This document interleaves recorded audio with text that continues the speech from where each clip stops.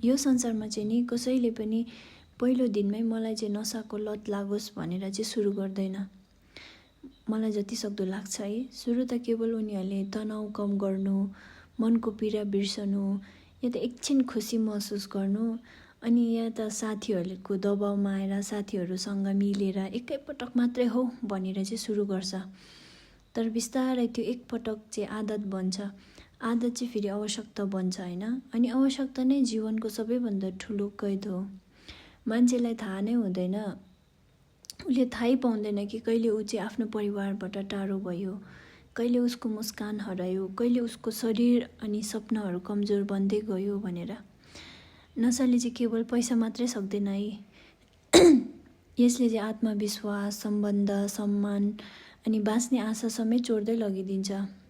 धेरै मानिसहरू नि बाहिरबाट हाँसिरहेको देखिन्छ नि है, तर भित्रभित्रै उनीहरू आफ्नो लतसँग युद्ध गरिरहेको हुन्छ।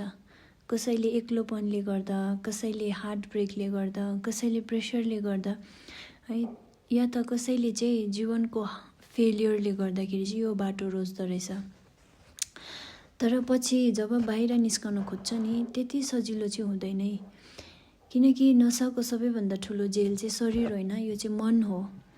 र यही बिचमा चाहिँ नि धेरै एडिक्टेड मानिसहरूले चाहिँ आफूलाई चाहिँ नराम्रो मान्नु थाल्छ होइन।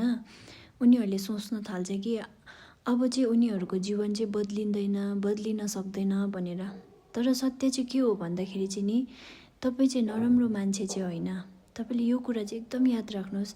एडिक्सनमा परेको कारणले चाहिँ तपाईँ नराम्रो चाहिँ होइन। सायद तपाईँ धेरै एक्लिएको थियो होला, तपाईँलाई धेरै चोटहरू परिएको थियो होला, या त तपाईँ केही एक दुई खुसीको लागि तपाईँले यो सुरु गर्नुभएको होला होइन।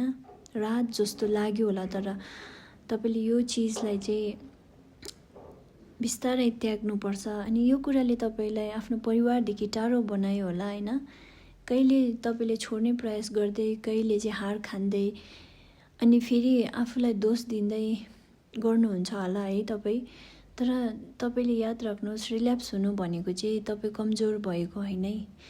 यसको मतलब चाहिँ तपाईँ अझै लड्न खोजिरहेको छ होइन, लड्न छोडेको छैन हो। एडिक्सनबाट बाहिर निस्कन चाहिँ गाह्रो छ, किनकि यो केवल शरीरको लत होइन नि, यो चाहिँ मनको खालीपन, दुःख, डर र एक्लोपनसँग जोडिएको हुन्छ। तर तपाईँभित्र अझै त्यो शक्ति बाँकी छ जसले तपाईँलाई फेरि उठाउन सक्छ। एक दिनमा सबै ठिक नहोला, सायद यात्रा गाह्रो होला होइन, आँसु पनि आउला, धेरै पटक धेरै दुःख कष्टहरू आउला, धेरै पटक हारिएको जस्तो पनि लाग्ला होइन। तर हरेक दिनको सानो प्रयासले एक दिन तपाईँलाई पुरानो आफूभन्दा पनि अझ बलियो बनाउन सक्छ।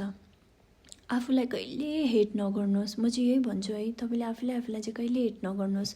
आफूलाई फेरि एउटा सेकेन्ड चान्स तपाईँले दिनुहोस्।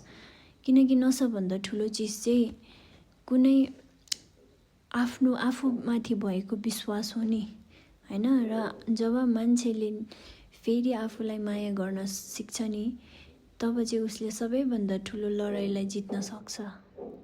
अनि म चाहिँ के भन्न चाहन्छु भन्दाखेरि चाहिँ नि, लास्टमा चाहिँ तपाईँले कहिले हार नमान्नुहोस् होइन। तपाईँ यदि चाहनुहुन्छ भने चाहिँ तपाईँले सक्नु पनि हुन्छ। तपाईँमा चाहिँ आत्मविश्वास हुनु चाहिँ एकदमै जरुरी छ। आज तपाईँलाई मान्छेले नराम्रो भन्ला, नराम्रो नजरले हेर्ला, त्यो स्वाभाविक हो, त्यो एकदमै मान्छेले गर्छ त्यो, किनकि उनीहरूले त्यो कुरालाई फेस गरेको हुँदैन नि।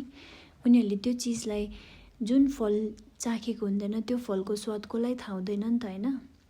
त्यस्तै हो, उनीहरूले त्यो पीडाहरू बोकेको हुँदैन र चाहिँ तपाईँलाई जज गर्छ नि। तर तपाईँले यो कुराबाट निस्केर कसैको अगाडि एउटा गुड एक्जाम्पल बनिनु भयो भने चाहिँ नि, त्योभन्दा ठुलो तपाईँको जित केही पनि हुने छैन यो संसारमा।